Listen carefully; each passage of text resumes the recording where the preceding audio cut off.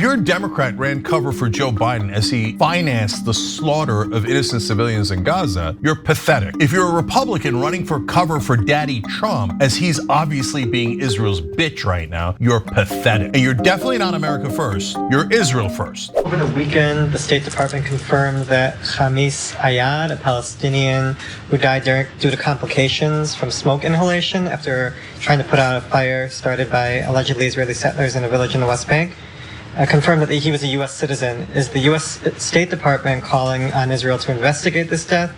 Has this issue been raised with Israeli authorities? Well, we have made comments before. There have been, it's a violent situation. There have been a few Americans who've passed in this kind of a dynamic. The American citizens in the West Bank that she is referring to have not passed. They were killed by terrorist Israeli settlers, to be specific, in the West Bank. Now today, State Department spokesperson Tammy Bruce was asked to comment on the death of yet another Palestinian American who was killed in the West Bank by the name of Khamis Ayad. And this person, again, was killed by Israeli settlers. And you just heard part of her response.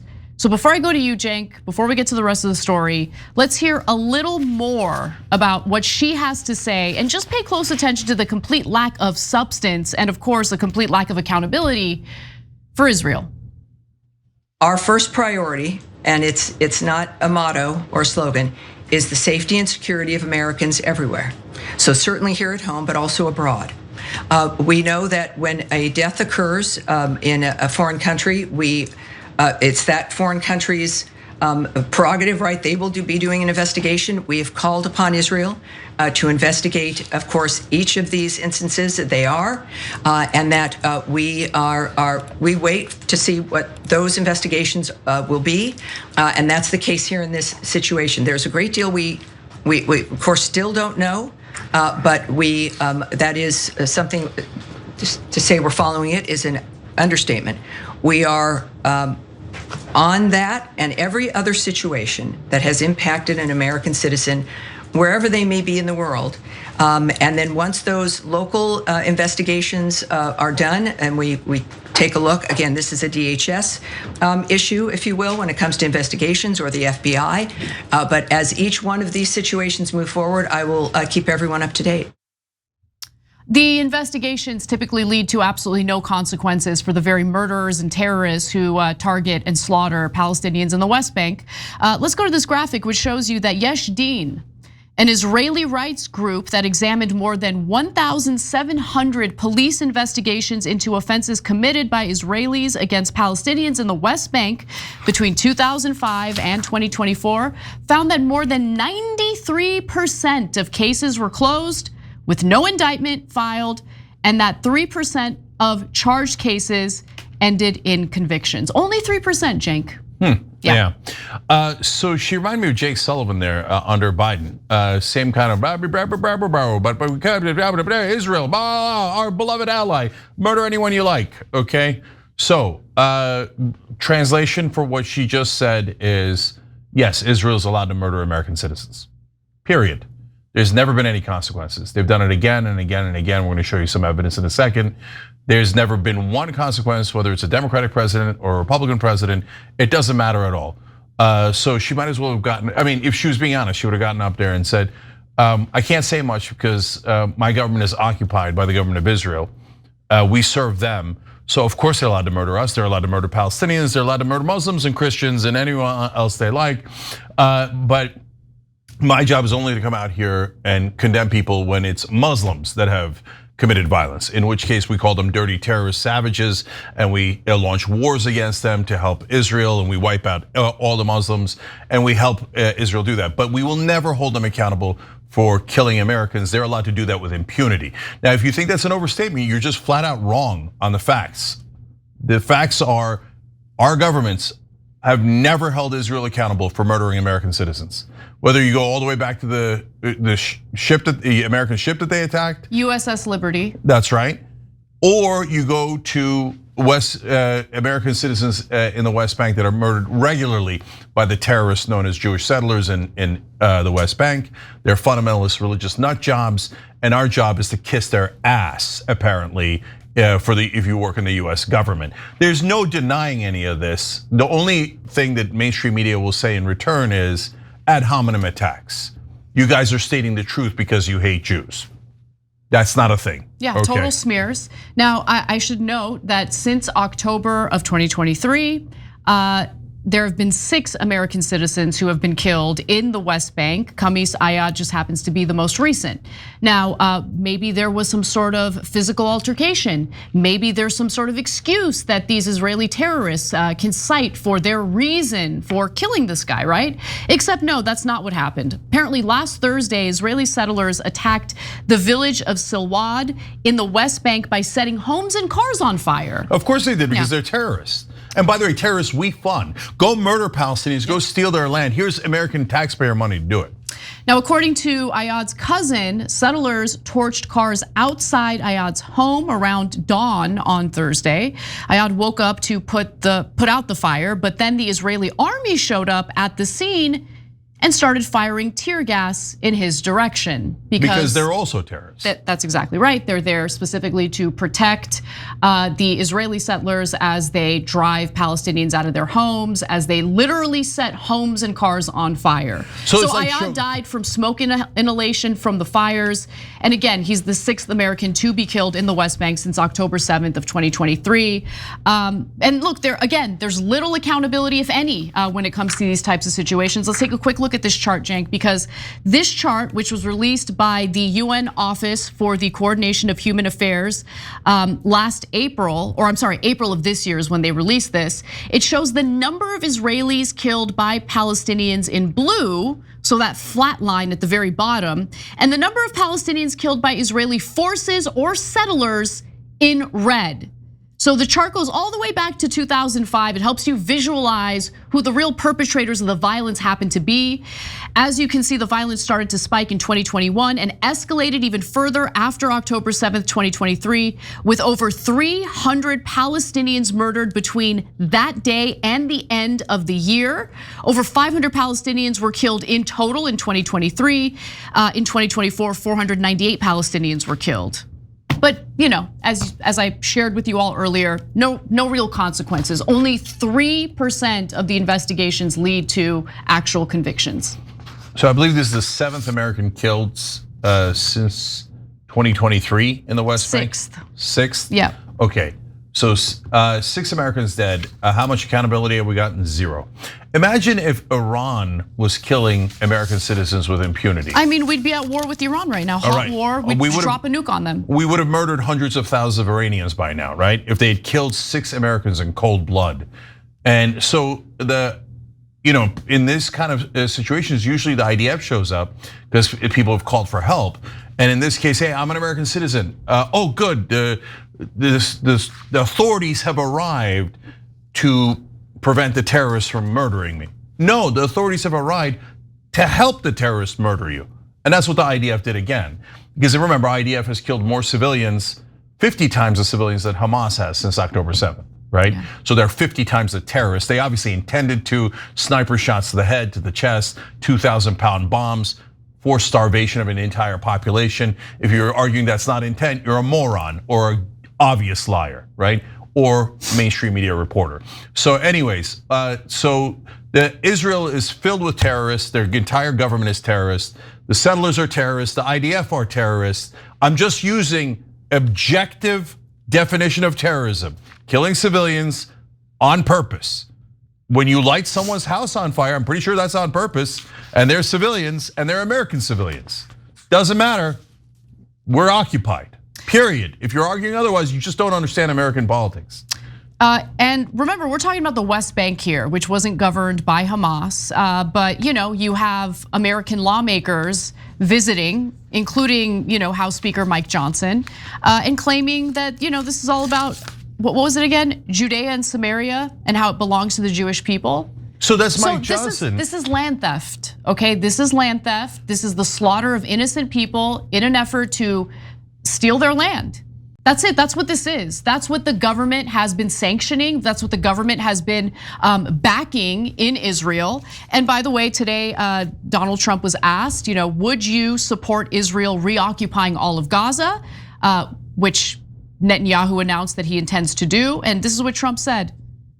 That's gonna be pretty much up to Israel. Yeah, because you're Israel's little dog, okay? On a leash, like a little bitch, just a mouthpiece for a foreign government, a representative for a foreign government, not the president of the United States who has interest in looking out for the American people and what's in the best interest of the American people, but nothing more than a mouthpiece and a dog for Israel. Go ahead, Cenk. Okay, so Mike Johnson's statement is basically saying, from the river to the sea. That's what Judea and Samaria means. That means Israel should wipe out the Palestinians in the West Bank and Gaza Strip and make that part of Israel. That's a map that Netanyahu showed in the UN, Greater Israel, that includes occupied territories. So it is a plan for murder, slaughter, ethnic cleansing, genocide, and land theft, and it's inarguable. That's literally what Greater Israel map is. We take those Palestinian land, and by the way, also, parts of Lebanon and Syria. Oh, look at that. Israel's now occupying parts of Lebanon and Syria. I'm sure it's all a wild coincidence having to do with self-defense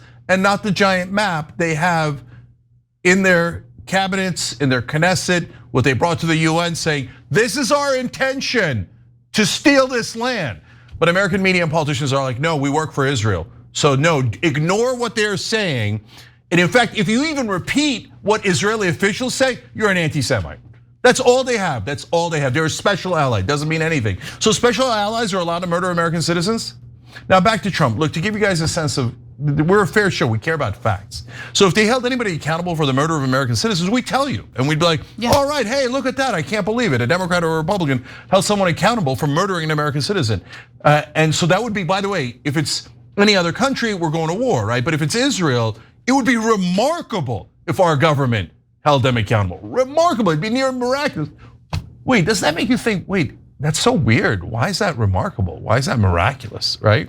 But when Trump defied Israel 3 times earlier in this administration, he cut him out of a deal with the Houthis, with Hamas wants to return 1 American hostage, and he told them to stop bombing Iran. We gave him enormous credit. We're like, oh my God, there's Trump defying an order from the Israelis. That's remarkable. And it looked like he was going in that direction. Now, Netanyahu came and visited him the last time. And I wonder what happened. I do very much wonder what happened.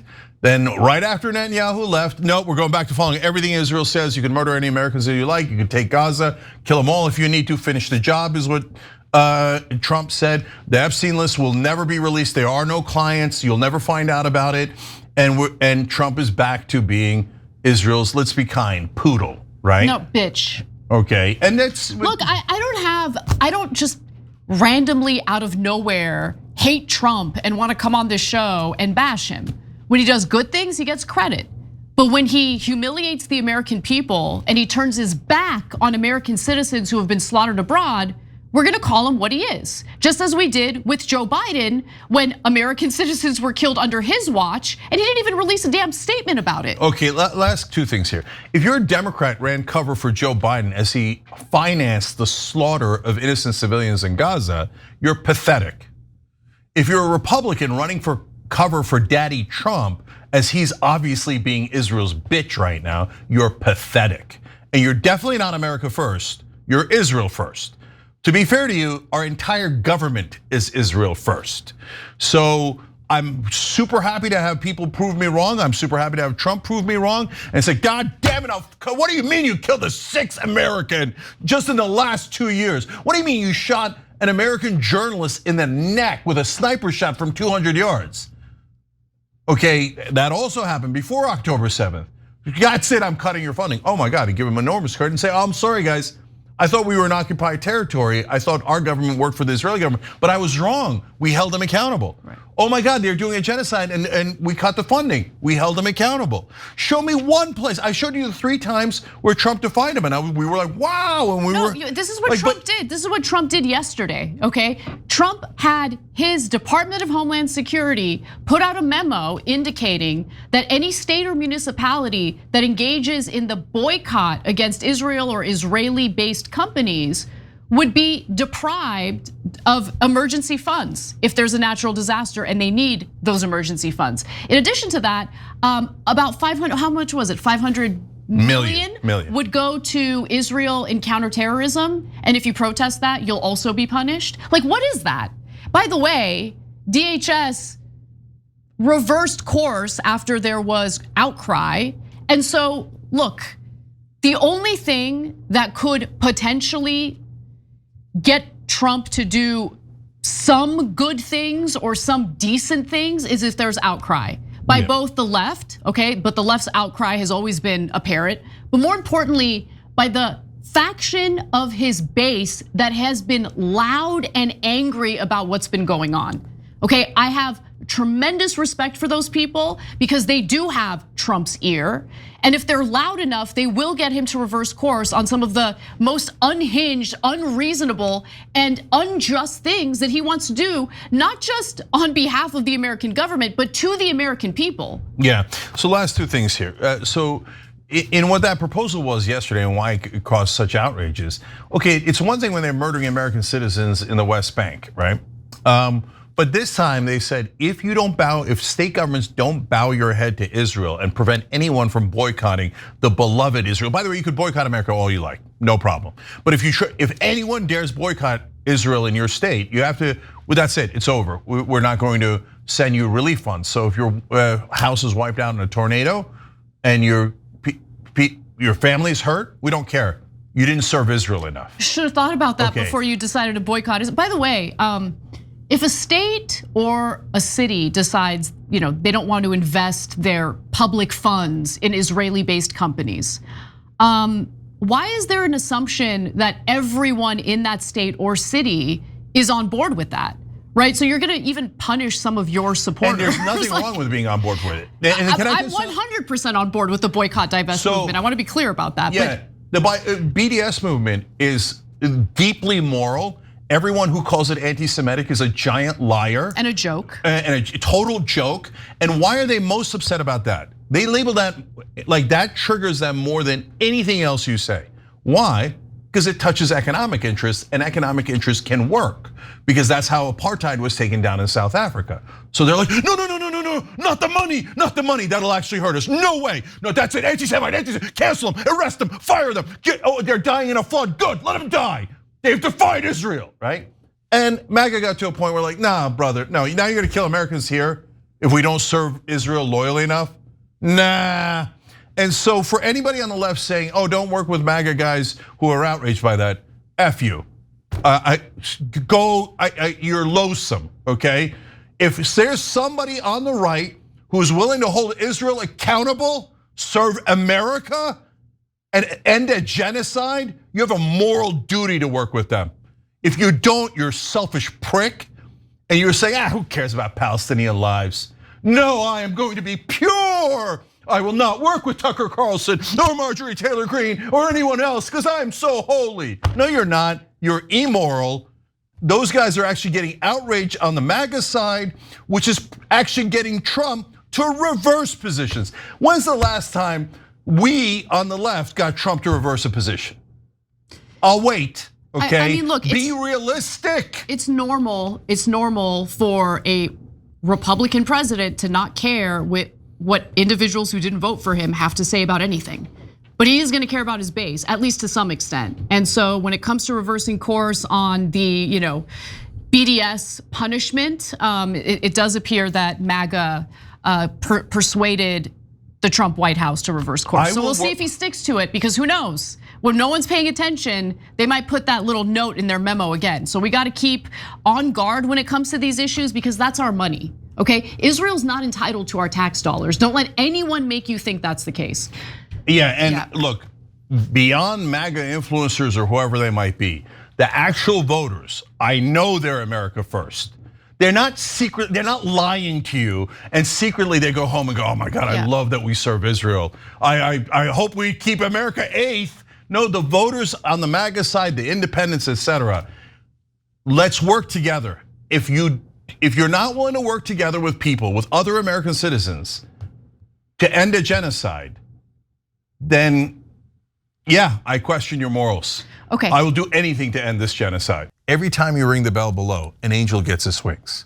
Totally not true, but it does keep you updated on our live shows.